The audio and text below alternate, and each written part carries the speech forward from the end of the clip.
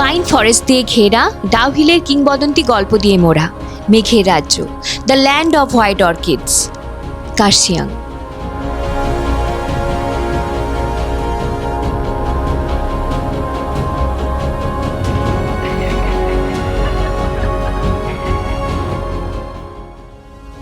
রঙ্গারুন থেকে বেরিয়েই আবার দাঁড়িয়ে পড়েছি রঙ্গারুনের এই জঙ্গল দেখার জন্য।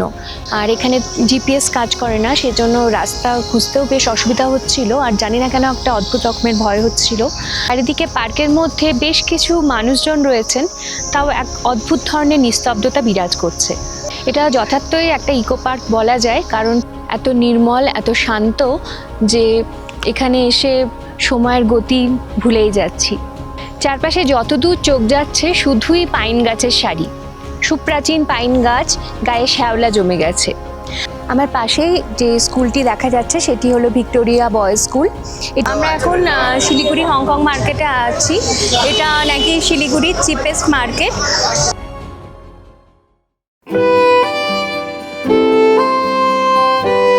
রঙ্গারুনে সকালে উঠে কাঞ্চনজঙ্ঘার মুগ্ধতাকে চোখের লেন্সে বন্দি করে রেডি হতে শুরু করলাম রঙ্গারুনকে বিদায় জানানোর জন্য।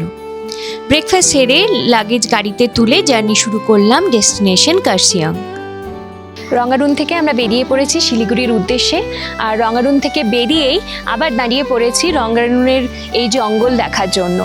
এই দিনের বেলাতেও প্রচুর পশু পাখির আওয়াজ শোনা যাচ্ছে, একটা গা ছমছমে পরিবেশ, চারিদিকে আলো আঁধারি খেলা, ভীষণ মায়াময় এক পরিবেশ। আর এবারের ট্যুরে শেষবারের মতো চাক্ষুষ করে নিচ্ছি রঙ্গারুনের এই অসাধারণ সৌন্দর্য। এক কথায় পাহাড়, অরণ্য আর প্রকৃতির অদ্ভুত সৌন্দর্যের মেলবন্ধন রঙ্গারুন। রঙ্গারুনের চা বাগানকে বিদায় জানালাম সেই গহন আদিম অরণ্য জগৎকে।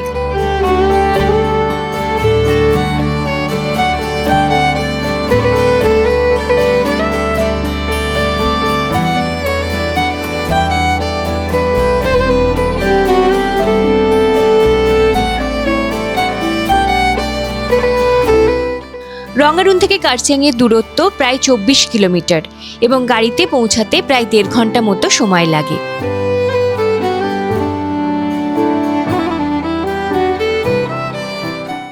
পরতে পরতে সবুজে ঘেরা প্রকৃতির ভালোবাসা, নিরালা জড়ানো আলো আঁধারিতে ভাষা খোঁজে শব্দের গুরুতা, ছাপ ফেলে যায় সময়ের পদচিহ্ন, আকাশের নীল মাখে সবুজের পেলবতা, রাস্তার বাঁকে হারিয়ে যায় ব্যস্ততা, পেছনে ফেলে অনির্বচনীয় মুগ্ধতা।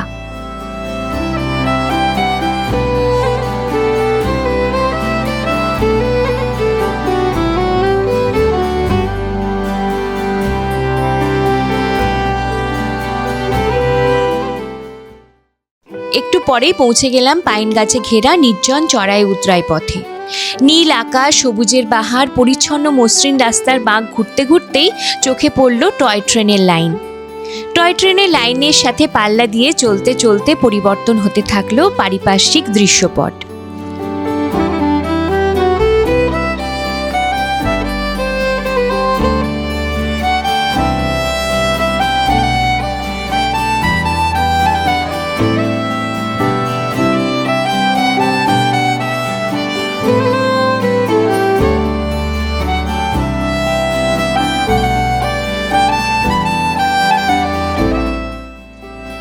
এনজেপি থেকে কার্শিয়াং পৌঁছাতে সময় লাগে প্রায় 1.5 ঘন্টা।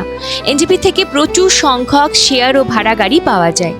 রোহিণী রোড, পাংখাবাড়ি রোড ও হিলকাট রোড, এই 3 রাস্তা দিয়েই কার্শিয়াং পৌঁছানো যায়। এর আগে কার্শিয়াংয়ে স্টে করেছি, তবে এবার কার্শিয়াংয়ের সাইট সিন ঘুরে বিকেলের মধ্যে ফিরে যাব শিলিগুড়িতে।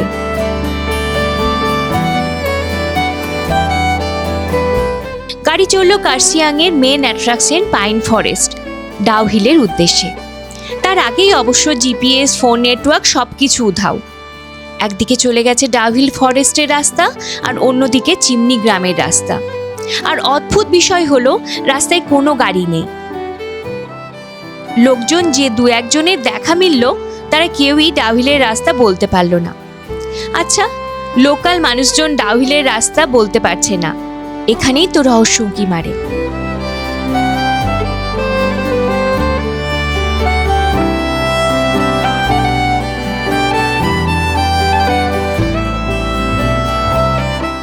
বেশ কিছুটা রাস্তা চিমনি গ্রামের দিকে এগিয়ে গিয়ে বুঝতে পারলাম যে রাস্তা ভুল হয়েছে, তাই গাড়ি ঘুরিয়ে আবার পা বাড়ালাম সো কল্ড হন্টেড ডাউহিল ফরেস্টের উদ্দেশ্যে।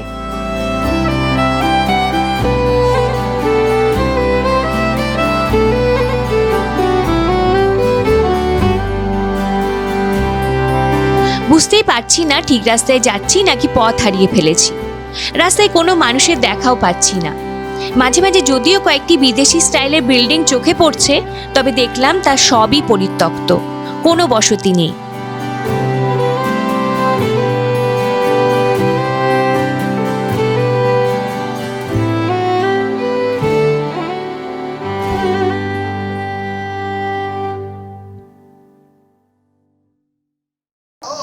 এখন আমি দাঁড়িয়ে আছি কার্শিয়াং ডাউহিল ইকো পার্কের সামনে। পেরিয়ে এলাম ডাউহিলের জঙ্গল। বেশ একটা গা ছমছমে পরিবেশ। এখানে লোকের কাছে আপনারা অনেকেই শুনেছেন যে অনেক সুপার ন্যাচারাল ঘটনা, অনেক অলৌকিক কাহিনী এর সাথে জড়িত। তো সেগুলো কতটা সত্যি মিথ্যা জানি না, কিন্তু এই দিনের বেলায় সেই জঙ্গল পার হতে গিয়ে কিন্তু বেশ একটা রোমাঞ্চ ফিল হলো, অ্যাডভেঞ্চার ফিল হলো। দিনের বেলাতেও এত ঘন অন্ধকার, পোকার আওয়াজ আর চারিদিকে নিস্তব্ধতা এক অদ্ভুত রকমের রহস্যের মোড়ক নিয়ে দাঁড়িয়ে আছে। আর এখানে জিপিএস কাজ করে না, সেজন্য রাস্তা খুঁজতেও বেশ অসুবিধা হচ্ছিল, আর জানি না কেন একটা অদ্ভুত রকমের ভয় হচ্ছিল। তো যাই হোক, এখন পৌঁছে গেছি ডাউহিল ইকো পার্কের সামনে। এখানে টিকিট 20 টাকা। এটা মেনলি বাচ্চাদের পার্ক, আর তার সাথে সুন্দর গাছের এবং জঙ্গলের, আশেপাশের জঙ্গলের ভিউ দেখতে পাওয়া যায়। তো আমরা এখন এই পার্কের ভেতরে ঢুকছি।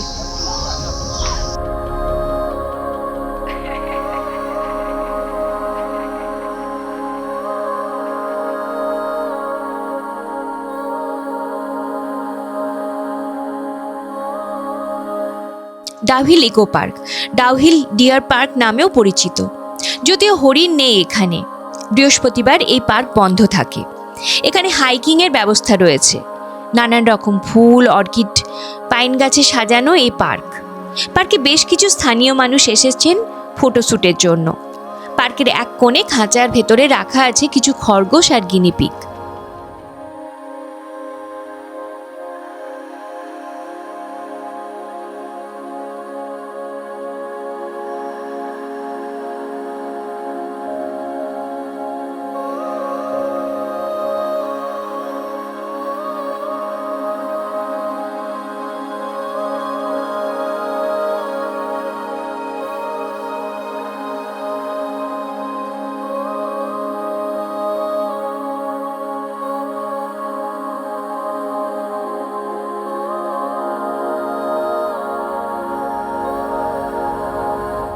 এটা যথার্থই একটা ইকো পার্ক বলা যায়, কারণ প্রকৃতির কোলে যেন এই পার্কটা তৈরি করা হয়েছে। আর পার্কটার মধ্যে প্রকৃতিই রয়েছে, তাই প্রকৃতিকে পার্কের মধ্যে গড়ে তোলা হয়নি, প্রকৃতির মধ্যেই পার্কটাকে গড়ে তোলা হয়েছে। চারপাশে প্রচুর বড় বড় পাইন গাছ দেখতে পাচ্ছি, আর বিভিন্ন রকমের ফুলের আর নাম না জানা বিভিন্ন গাছ রয়েছে। আর এই পার্কটি স্থানীয়দের কাছেও কিন্তু ভীষণ গুরুত্বপূর্ণ, কারণ স্থানীয়রা উইকেন্ডে বেড়াতে বা পিকনিক করার জন্যও কিন্তু এই পার্কে আসেন। আবার অনেকে দেখছি ফটোশ্যুটের জন্য কিন্তু এই পার্কে আসছেন। আর বাঙালি পর্যটক তো বরাবরই বেশি দেখা যায়, তো আশেপাশে বেশিরভাগ পর্যটকই বাঙালি।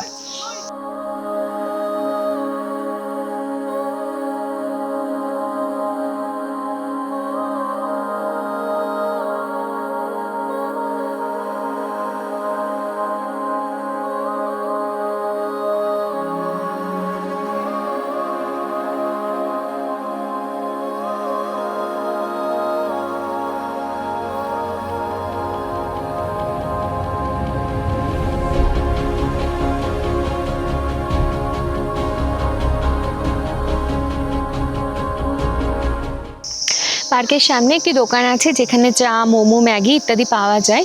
তো সেখান থেকে এক কাপ চা নিয়ে পার্কের ভেতরে চলে এসেছি। হঠাৎ করে চারদিক থেকে প্রচুর মেঘ এসে জমা হয়েছে, আর একটা ভেজা ভেজা ঠান্ডা ঠান্ডা পরিবেশ। আর চারিদিকে পার্কের মধ্যে বেশ কিছু মানুষজন রয়েছেন, তাও এক অদ্ভুত ধরনের নিস্তব্ধতা বিরাজ করছে। চারপাশে বাচ্চাদের খেলার জন্য প্রচুর রাইডস রয়েছে, আর প্রচুর ফুলের বাগানও রয়েছে। আর সব থেকে ওপরে কিন্তু যেটা মনে হচ্ছে সেটা হচ্ছে একটা গা ছমছমে পরিবেশ। সেটা আগে শুনেছি বলে কিনা জানি না, কিন্তু সত্যিই একটা অন্যরকম আবহ ফিল হচ্ছে। একটু পরেই দেখতে পেলাম ডাউহিল ফরেস্ট মিউজিয়াম। তবে ব্যাড লাক, এই নিয়ে 3 বার এলাম, একবারও খোলা পেলাম না। তাই বাইরে থেকে বিল্ডিংটা দেখলাম। এই মিউজিয়ামে বিভিন্ন প্রাণীর চামড়া, হাড় ও কাঠের দুষ্প্রাপ্য সামগ্রী সংরক্ষণ করে রাখা হয়।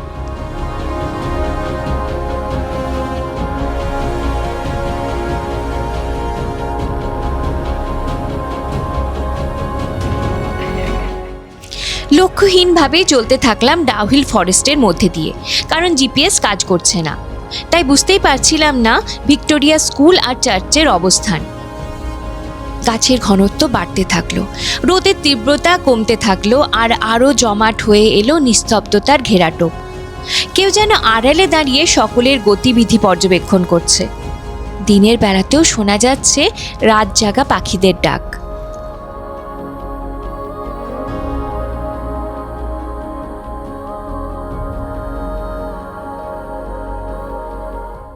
অদ্ভুত রকমের এক অদৃশ্য শাসনে যেন চুপ করে বসে আছে চারপাশে জীবন্ত পৃথিবী। গাছের আলিঙ্গন এতটাই বেশি যে দিনের বেলায় গাছের মাঝে দাঁড়িয়ে আছে রহস্যময়ী আঁধারের হাতছানি। মানুষ নেই, পাখির ডাক নেই, আছে শুধু কুয়াশা মাখা আলো আঁধারির লুকোচুরি। বিভিন্ন অর্কিড, সুউচ্চ পাইনের সারি, নানান অচেনা গাছ, আর ভয়, প্রশ্ন আর রহস্য।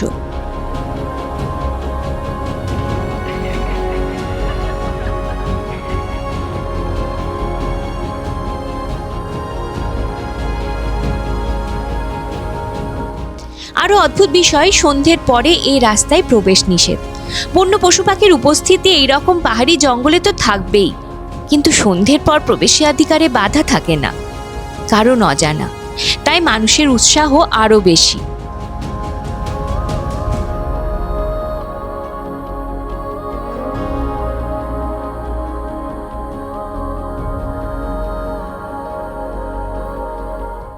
একটু পরেই দেখতে পেলাম Dow Hill eco tourism spot. Dow Hill eco পার্কের টিকিট দিয়েই এখানে প্রবেশ করা যায়। পাইন গাছে ঢাকা এই রাস্তার নাম ডেথ রোড। কি অদ্ভুত নাম, তাই না? এই রাস্তা দিয়ে সোজা ওপরে উঠলেই ইকো পার্কে পৌঁছানো যায়। রঙিন পতাকা দিয়ে সাজানো এই পরিবেশে বেশ কিছু ফটোশ্যুট জোন আছে। তৈরি করা হয়েছে স্কেয়ারি হাউস। সব মিলিয়ে আর্টিফিশিয়ালি একটা অলৌকিক পরিবেশ তৈরি করা হয়েছে। তবে তার কিন্তু সত্যিই দরকার নেই, কারণ এই রাস্তায় একা হাঁটলে আপনার কিন্তু অদ্ভুত একটা অনুভূত হবেই।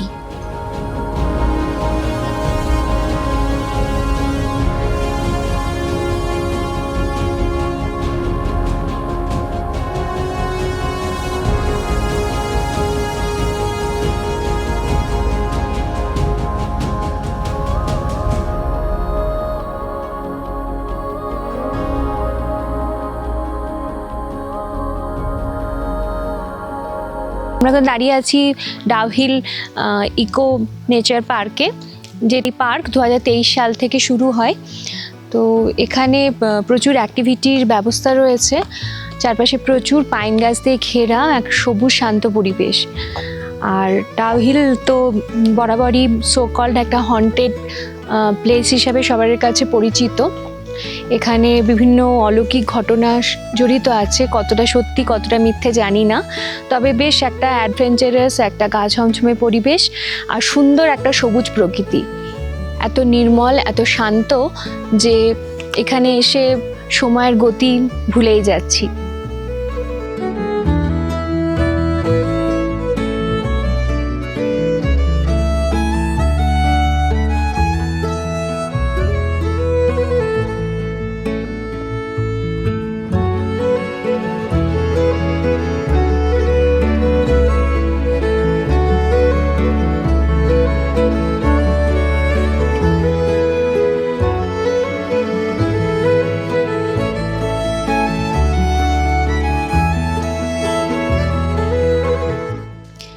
হারিয়ে যাওয়া পথের বাঁকে হারিয়ে গেছে স্মৃতি, জটলা করে পাইন গাছে নজর বিছায় ইতিউতি। দিনের বেলায় রাতের পাখি ডেকে ডেকে হলো সারা। রাস্তার বাঁকে উধাও হলো ছায়ার দল। শোনালো গল্প রহস্যে মোড়া।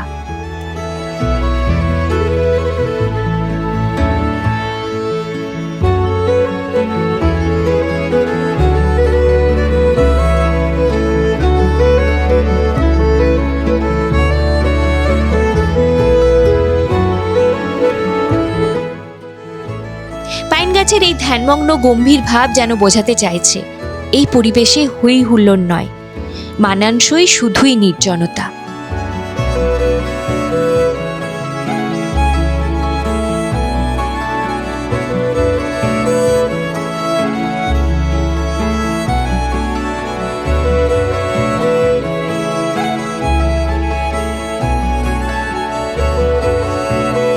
চারপাশে যতদূর চোখ যাচ্ছে শুধুই পাইন গাছের সারি।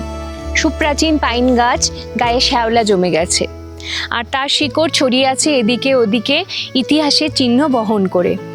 বহু পর্যটক এখানে এসেছেন এবং সবাই নিজের মতো এদিক ওদিক ঘুরে এই পাইন গাছের যে জঙ্গলের শোভা তা উপলব্ধি করছেন।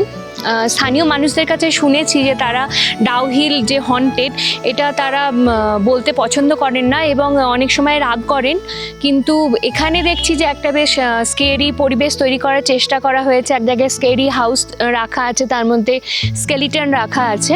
তো এখানে আর্টিফিশিয়ালি এর মধ্যে একটা হন্টেড একটা এনভায়রনমেন্ট তৈরির চেষ্টা করা হয়েছে।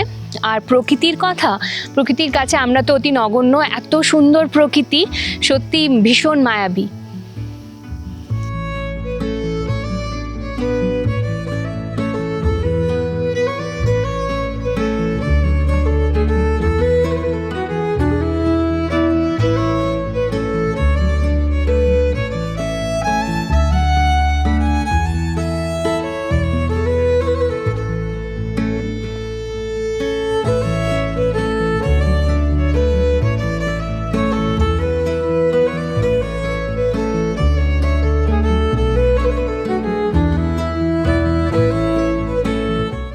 এই পার্কের বাইরে বেশ কয়েকটি দোকান আছে, সেখানে ম্যাগি, মোমো আর চা দিয়ে লাঞ্চ সেরে নিলাম। এখানে জানতে পারলাম ডাউহিল চার্চের রাস্তা এখন বন্ধ। আংশিকভাবে পুড়ে যাওয়া বন্ধ এই চার্চ দেখতে বহু পর্যটক আসেন, তবে পর্যটক ঘটিত কোনো অজানা কারণে চার্চের রাস্তা বন্ধ করে দেওয়া হয়েছে। আমার পাশেই যে স্কুলটি দেখা যাচ্ছে সেটি হলো ভিক্টোরিয়া বয়েজ স্কুল। এটি ব্রিটিশ আমলে নির্মিত এবং দেশ বিদেশের বহু স্টুডেন্ট এখানে পড়াশোনা করতে আসেন এবং একইভাবে এটি একটি পর্যটন কেন্দ্র। দেশ বিদেশে বহু পর্যটক এটিকে বাইরে থেকে দেখার জন্যই এটি একটি ট্যুরিস্ট স্পটে পরিণত হয়েছে। স্কুলটির গঠনশৈলীতে ব্রিটিশ স্থাপত্যের পরিচয় পাওয়া যায়।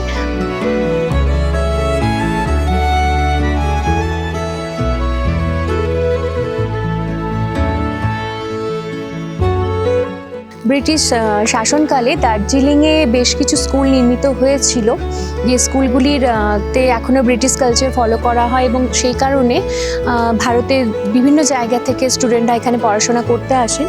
তো এখানে যে বিল্ডিংটা সেটা ব্রিটিশ পুরো স্থাপত্যে নির্মিত, ভীষণ সুন্দর একটি বিল্ডিং। তার পাশেই পাহাড় ও পাইন ফরেস্ট দেখতে পাওয়া যাচ্ছে।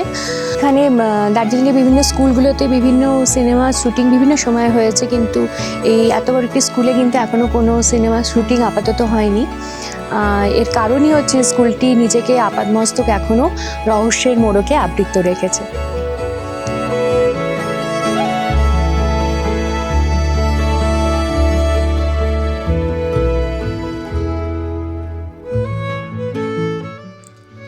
ভিক্টোরিয়া বয়েজ স্কুল ঘিরেই আছে সেই প্রচলিত এক কিশোরের গল্প, যাকে নাকি ডাউহিলের জঙ্গলে অনেকে দেখেছেন।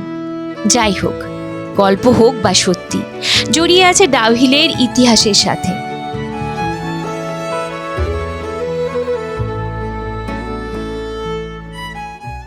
বিকেলের মধ্যেই পৌঁছে যায় শিলিগুড়ি। সেখানে রাতটুকু কাটিয়ে পরের দিন আবার বাড়ি ফেরার পালা।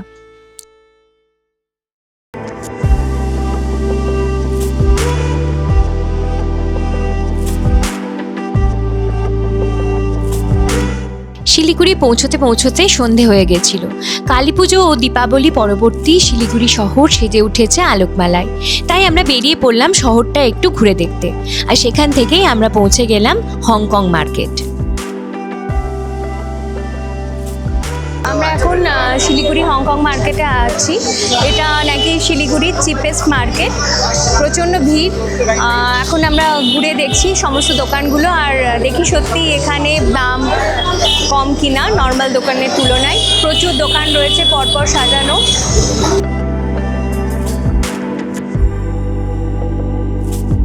শিলিগুড়ি হংকং মার্কেট প্রসঙ্গে বলতে পারি, সাইট সিনে গিয়ে যেসব স্থানীয় জিনিস বিক্রি হয় সেগুলি এখানে অনেক কম দামে পাওয়া যায়।